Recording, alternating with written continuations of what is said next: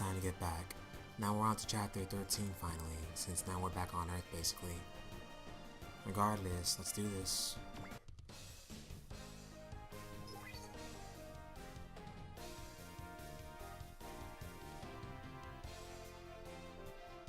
So apparently we've been transported back and now Earth is even worse than possible. Apparently the Green Mountains and plains of Japan have been turned into ash basically.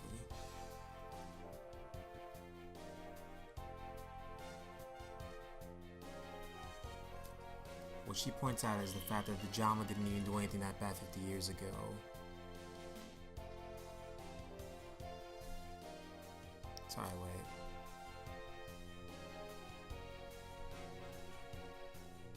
Yeah, basically, what's called?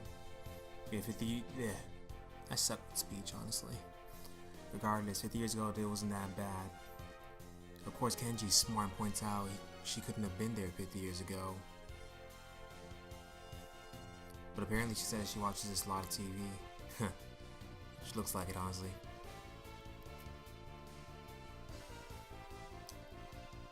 Regardless, apparently before they can say who's responsible for this, Gil is right here. He's apparently being all showy. So apparently he's taking credit for half of everything. Mainly because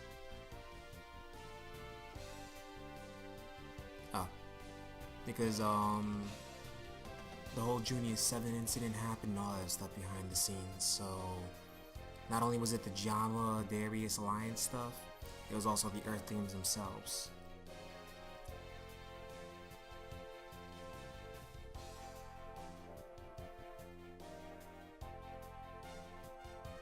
So yeah. So basically terrorists and all that other stuff are what caused this. So Junior 7 and the stupidity others.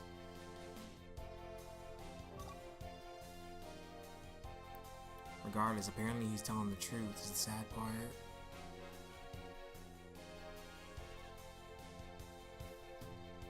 The downside was apparently it's caused what's called Zaft and of course the Federation to go to war though.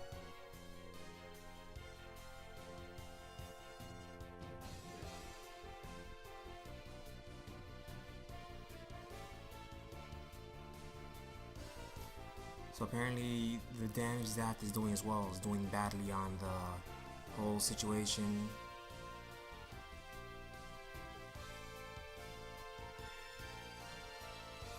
Cosmo base has also been destroyed, which means there's no survivors or anything. Dang, poor Rue, that means her dad really is dead.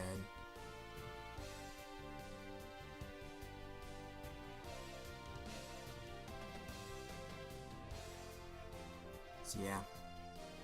So Rue's dead. Yeah, Rue's father is dead. Everything Rue loved is dead. Meanwhile, alright then. The Randall himself is making his appearance for once, which nobody would expect since, you know, it's the Randall. Regardless, he's using this as usual, what's it called? As usual advertisement with his own fake Lacus around this time.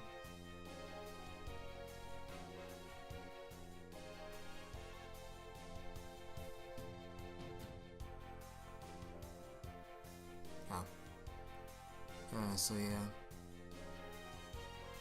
So apparently he's gonna announce the fact about the road coordinators, and unfortunately he's gonna try and exploit this to try and, you know, get rid of logos basically, or expose them in a sense. In reality, this Lacus, as we all know it, is actually Mir, the girl that got surgery looked like Lacus. So yeah.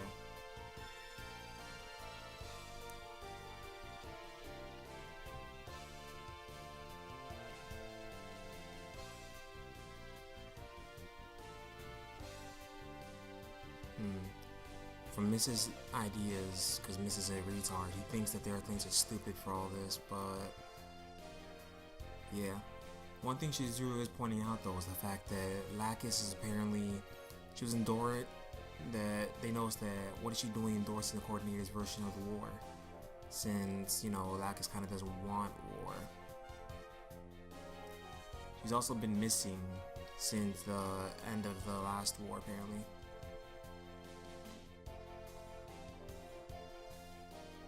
Which makes sense because, you know, her and Kira kind of disappeared for a bit. Apparently, Koji wanted to get some of her CDs, but he's too busy beating up Dr. Hell to actually do anything about it. Yeah, the evil guy, basically. Regardless, Lacus used music as ways of peace.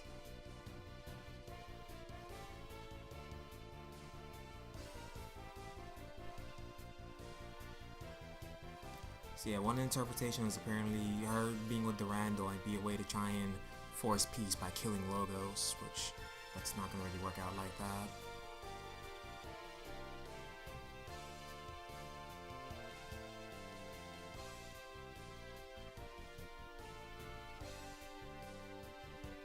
So yeah.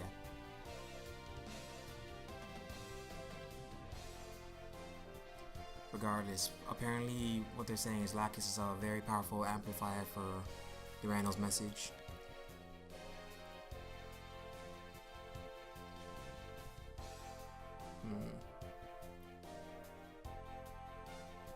Yeah.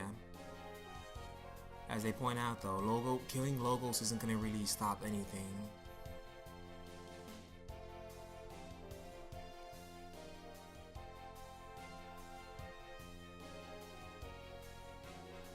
Apparently, Mist believes that Earthlings are good people, which we all know they're not. Dear God, not even in real life.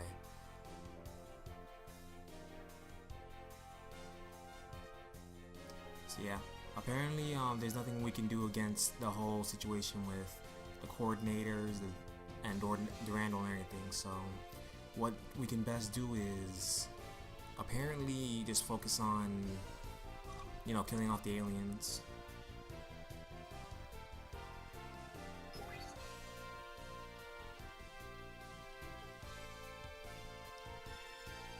Regardless, with Go being back, apparently that at least guarantees that Japan has some forces against, you know, the aliens.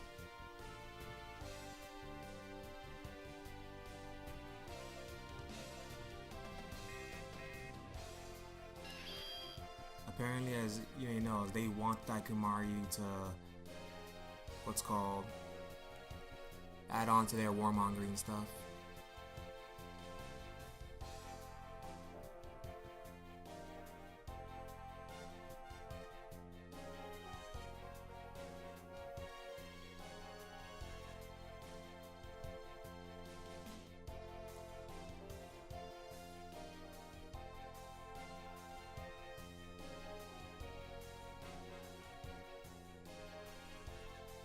Meanwhile, looks like what she wants to do is combine Dakimaru's forces with Logos. Unfortunately, Jabril does bring up a good point. Logos and the Federation do have one thing they want, is to protect the pure blue Earth. Or in his case, from Zas invasion.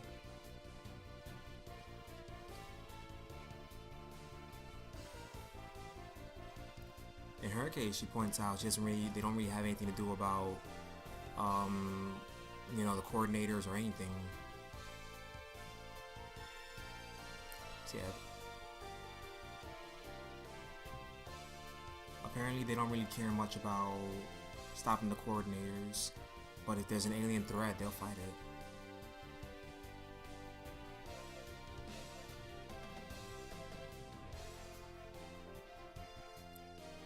So yeah, they don't care.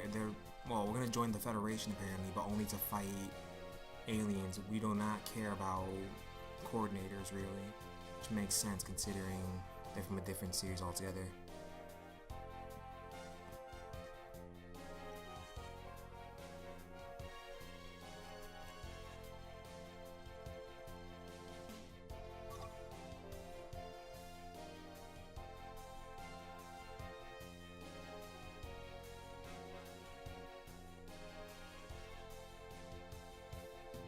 Alright, so apparently she does pity them because of their stupidity.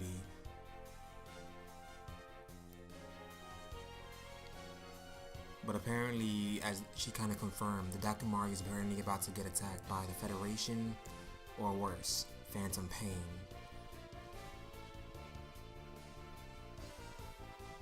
Which makes sense since, you know, Jabril kind of wants to kill everybody. Well, not really kill everybody. Kill everybody as a coordinator, sympathizer, all that stuff. Regardless, Anna's asking her if she can cook something for a big welcome home party.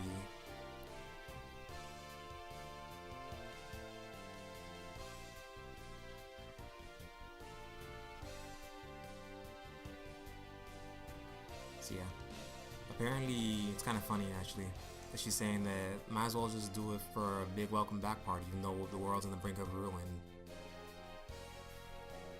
Regardless, apparently they gotta make it to base first, which that's not gonna happen anytime soon.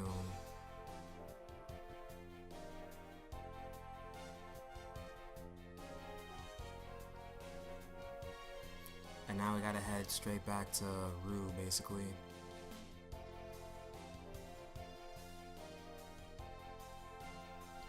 Ironically, Amy's gonna go with them because apparently Amy also lost her, or Raimi, whatever, lost her father.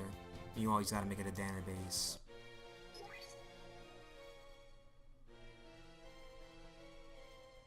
Apparently Anna misses her father, unfortunately, but yeah.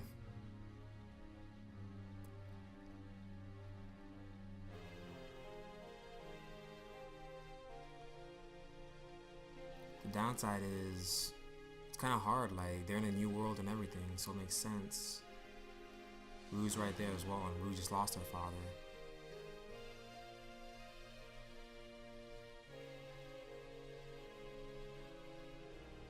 Gainer actually, what he was saying was apparently that she's well within her rights to shed a tear on, or several, and ensures that she'll see her father one day.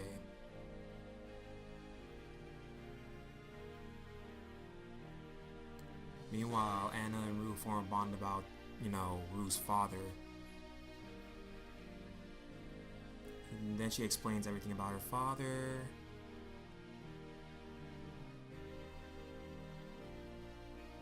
Apparently she's glad, Sarah's glad that they're hitting it off.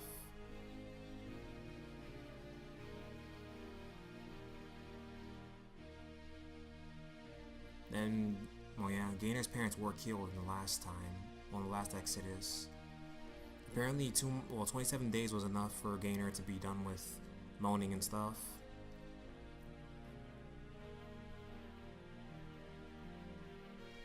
Regardless, he met Cynthia through this, so it makes sense.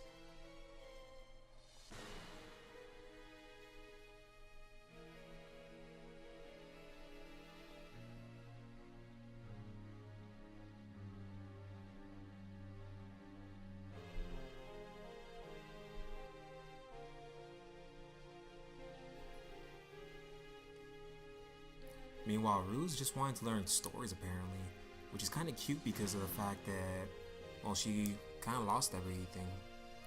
Regardless, apparently, after Gainer's death, after Gainer's parents' death, he spent 27 days inside his room gaming. Regardless, throughout that time, you know, he met Cynthia, and now he's gonna try and save her, basically.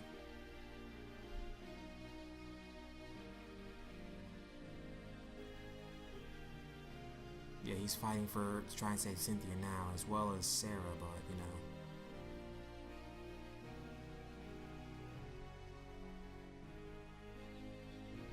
Regardless, Bruce smiled, and now at least she's got some role models. Then Raimi apparently is kind of pissed because, you know, her plan was ruined to try and cheer her up.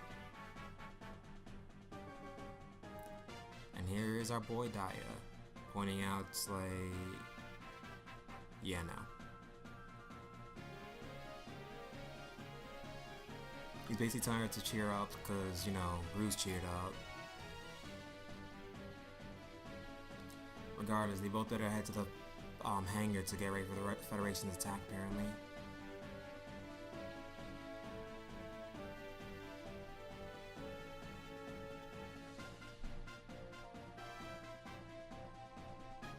Apparently, he's not even comfortable as well about what's it called?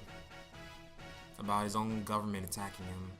And then he recommends Reiji get the full details. Sorry, not Reiji, Ruji gets the full details from Go. And he leaves. Which is right here.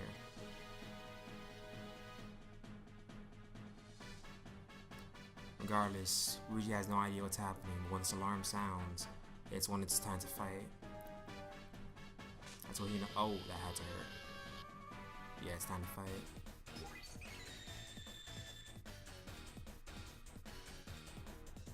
Now we're getting attacked by the Federation as it was shown earlier.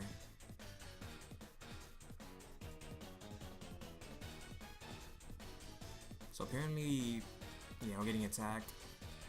But what they're looking for is going to be interesting.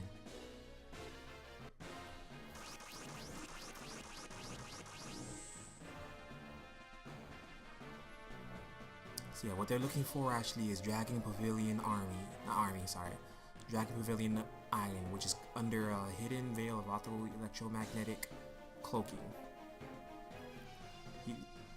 Damn, Moody's an idiot. He's suggesting them to shoot, literally on the cutscene, see what pops up. Meanwhile, Seamus can't think of anybody to approach at this point. They just can't go home empty though.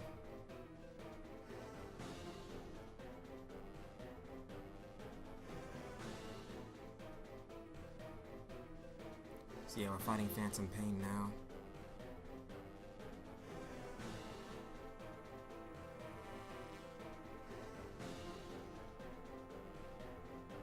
Yeah, there's Seamus right there, and Moody, and yeah. Now, here comes the Dr. Mario. As it was pointed out, they're gonna have to take that down first before anything. Which makes sense, because apparently they might support Zaft. And no.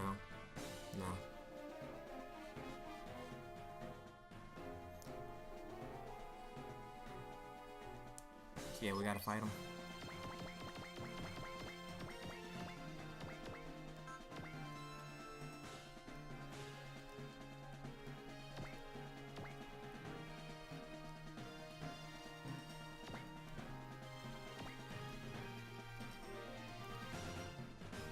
Then we should put... yeah, it should be good.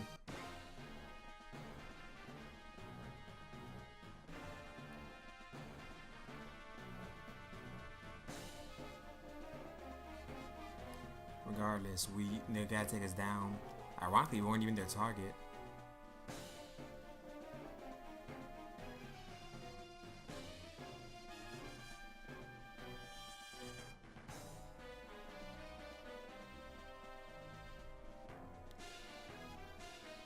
And they're arguing about coordinator stuff. Meanwhile, Mist is retarded and doesn't like the fact that Earthlings are fighting each other, but let's face it, it's Mist. Van has the most interesting point actually though. Mainly because, well, not only is he a good character, unlike, you know, anybody else. Regardless, he believes that he doesn't like how stuck up they're doing, so he's gonna take him down. Alright, let's get through it.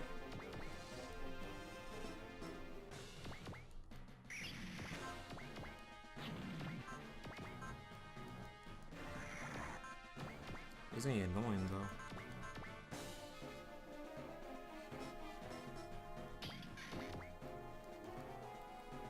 So we gotta get to land first.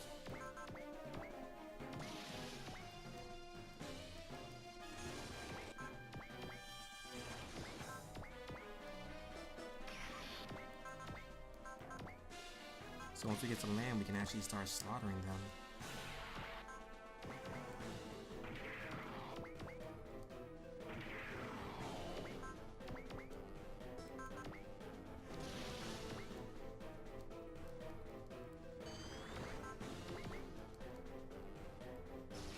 Cause I remember playing this stage, and so another threat is supposed to appear.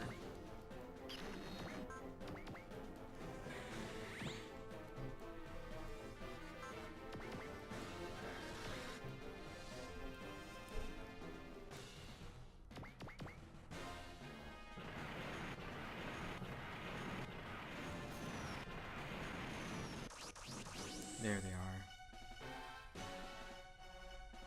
So we got Pincer attacked. And here. Oh man, Daikamaru, you know.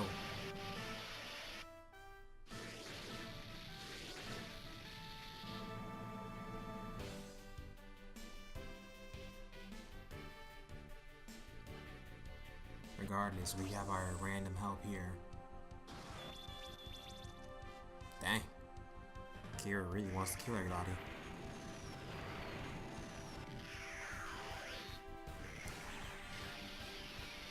I like that upside down style though, that is funny. Regardless, Kira defeats them all.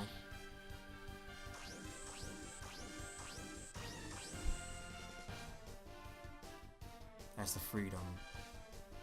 As they know him, he's a super coordinator. The worst monster ever.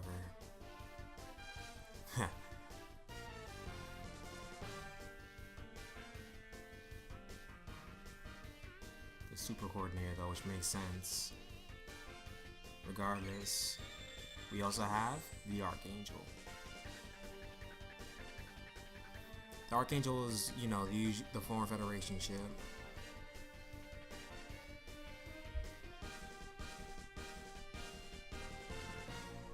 We also got Kigali, the main protagonist of this. And unfortunately, she does not like the idea that Miss is on the battlefield because, once again, nobody likes him.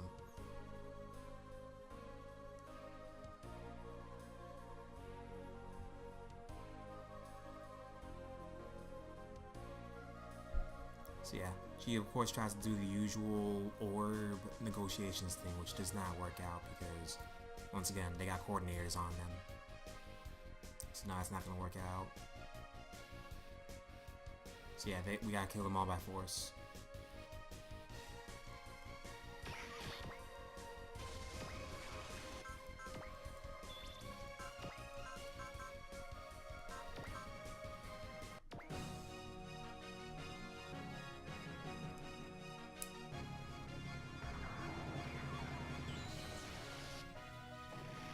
Dang, that killed.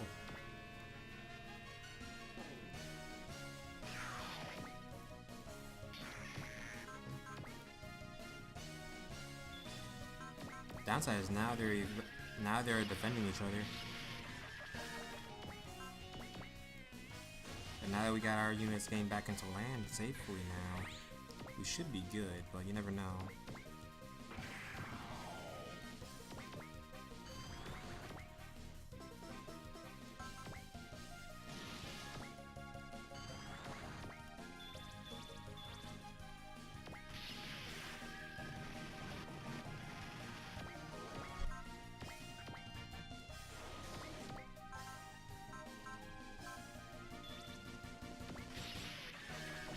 For now, the best idea is just kill them.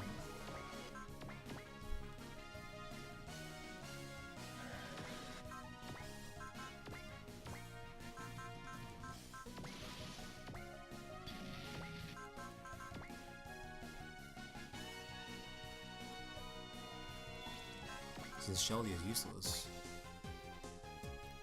Ah, dang, Gaio. That series, it was good for its own right.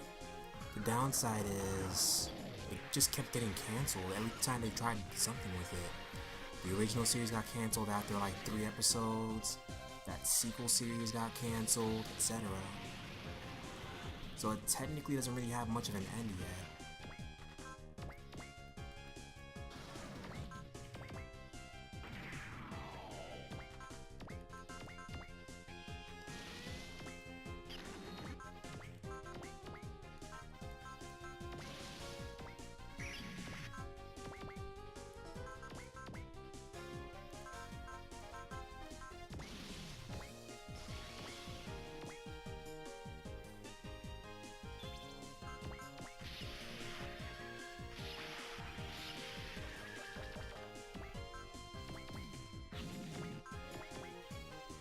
Fire.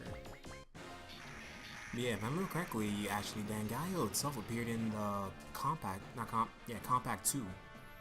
That's where it had actual story significance and everything. I remember that because I was playing through when I was younger, and dear God, now Gilbert was so broken. I remember because I used Tobikage's Phoenix combination, and it did no damage to him. I was so surprised.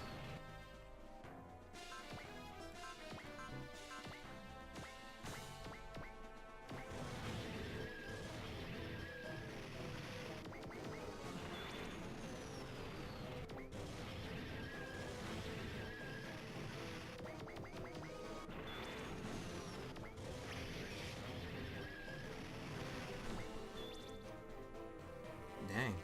A mass-produced... Once again, it's a mass-produced, Fafner. I want to see this real quick.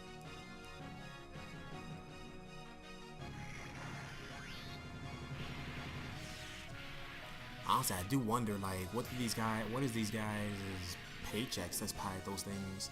Because remember, piloting a Fafner basically equates to death.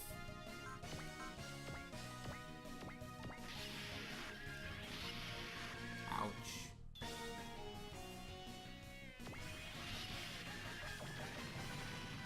Remember, it slowly turns you into a Festum, basically, is the easiest way to explain it.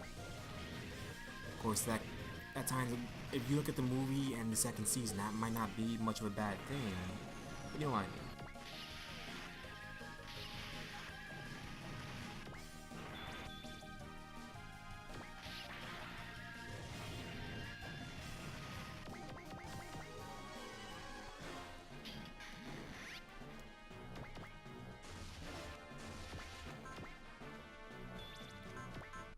Might as well show out the Zoid.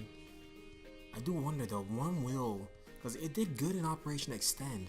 The downside was Operation Extend wasn't really much of a good game. That was probably its main downside. And that Hayate Liger.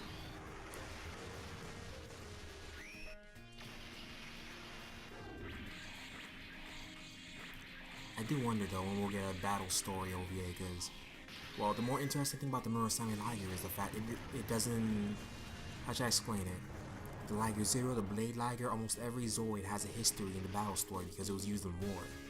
All Zoids were basically weapons of war. Which begs the question, honestly. Like, when will, who, how should I explain it?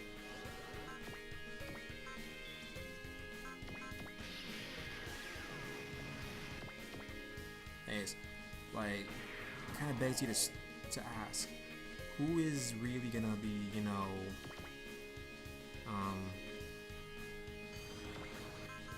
yeah, stop asking questions.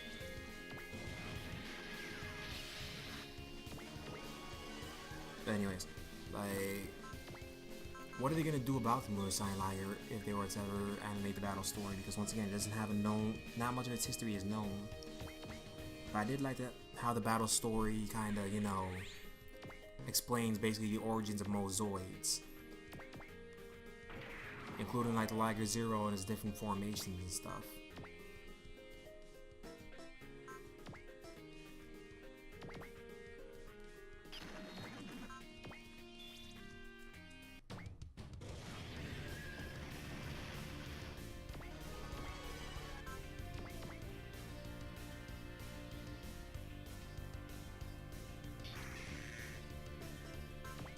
Nice one up on that Spin Storm.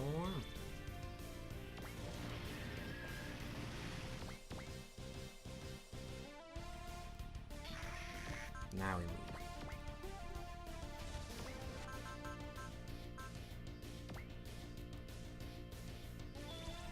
We'll take down that variation, what's called, that Buster real quick. Kill Moody.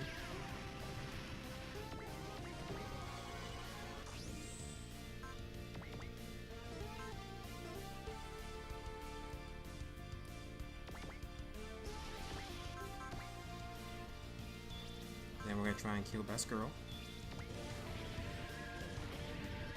Never mind, Best Girl killed us.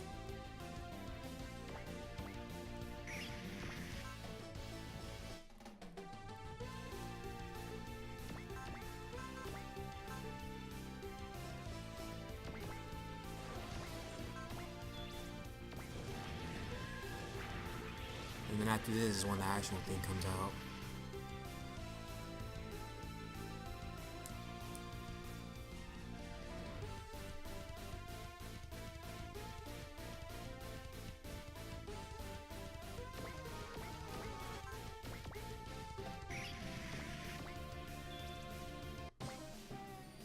So now we fight more humans.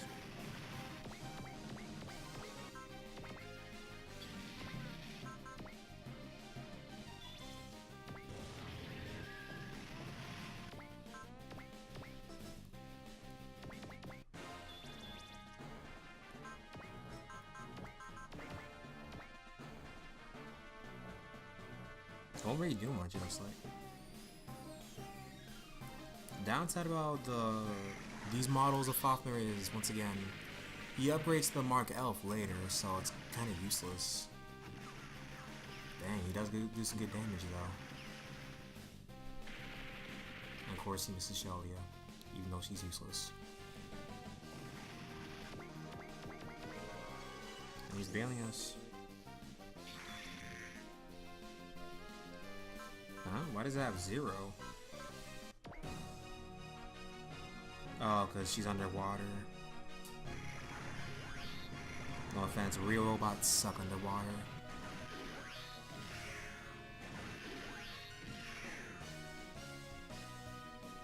Well, take it down.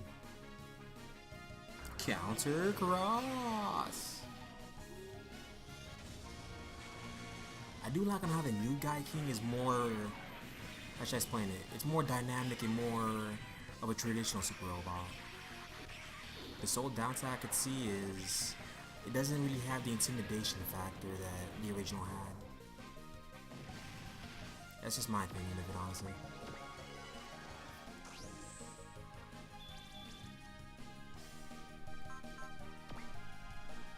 And then he's also next to that.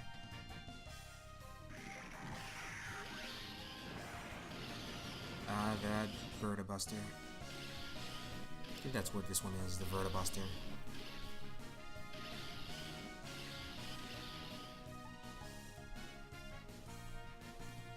Well, let's kill it.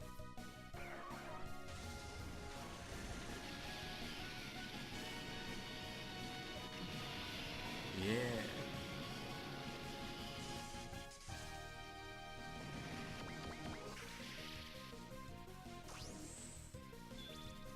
And then we'll just kill the rest of them.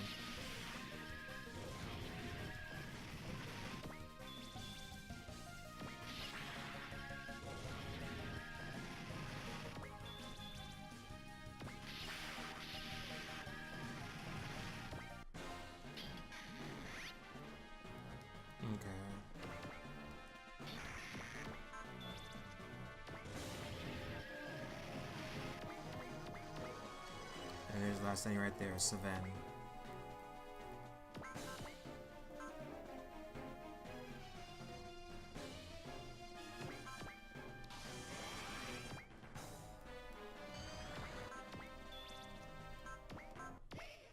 Let's kill him. Utilizing the overskill. Yeah, I remember these attacks because once again, this is when he fought the Overdevil itself, where he fully mastered. I guess the easy way to explain is when he fully mastered the Oversense. Because in the end, those punches were what he used against the Overdevil.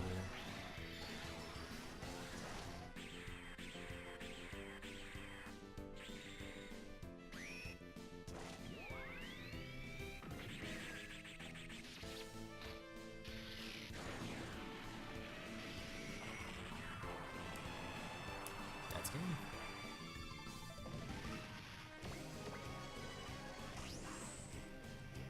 Regardless, he retreats, and well, yeah. But now here comes the real enemy, and it's not them. It's the sad part. There it is. An annoying enemy that knows no ally or enemy or whatever. The Festum. Regardless, apparently it's moving more like an Overman or an animal, apparently is what Gainer says. And Kigali knows what that is. It's a Festum. Yeah, we gotta get out of here. Get out of here.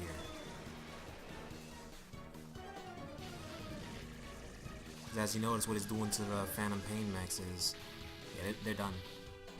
It's game. Yeah, it's obliterating mobile suits. We have got to run. As much as Fan Pain wants to attack it, we're getting out of here.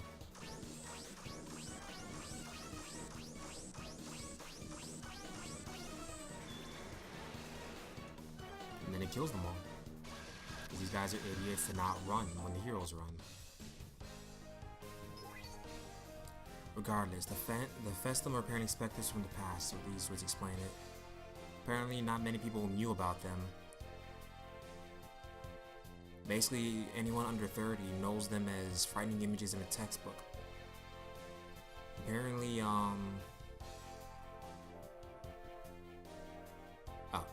apparently the history says that the last time they showed up, they delivered the Earth. They beat up the Earth so badly that a sizable portion of Japan's landmass no longer exists. And of course, none of the people there exist as well.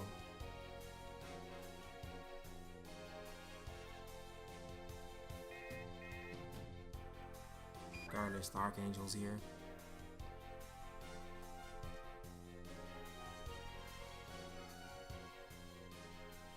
So yeah, apparently they've been hiding in the what's called an orb for 2 years.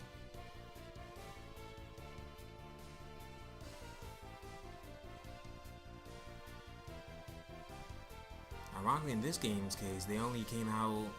They only came out because because the Festum are appearing. They didn't really care about the war. They're only worried about the Festum. Apparently, they're not gonna explain that much through the radio, especially how people keep on interrupting. So, yeah. So now we're heading straight to Dakumaru. Well, that's where they're heading. Regardless, thank you for watching. Sorry that I suck with explaining stuff. I'm reading it from a guide, of course. Thank you all for watching. Until the next part, goodbye.